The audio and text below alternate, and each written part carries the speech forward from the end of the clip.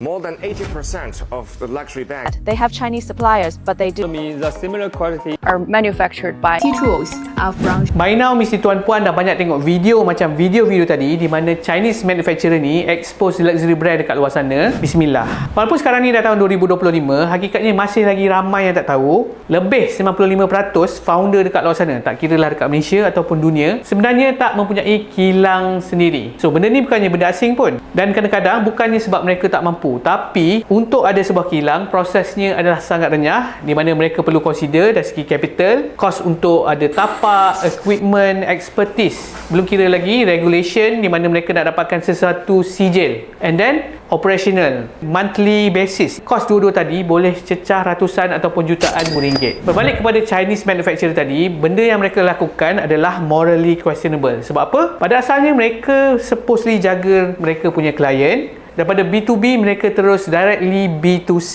tidak jaga privacy customer mereka. So, kalau tuan-puan nak jadi founder, pilihlah kilang yang betul. Contohnya macam JM Cosmetics, kita dah lebih 10 tahun di dalam industri. Kita ada GMP, kita ada halal jakim. Dan walaupun kita dah hasilkan beribu-ribu jenis produk untuk founder-founder dekat luar sana, kita tak pernah pun expose mana-mana founder tanpa kebenaran mereka.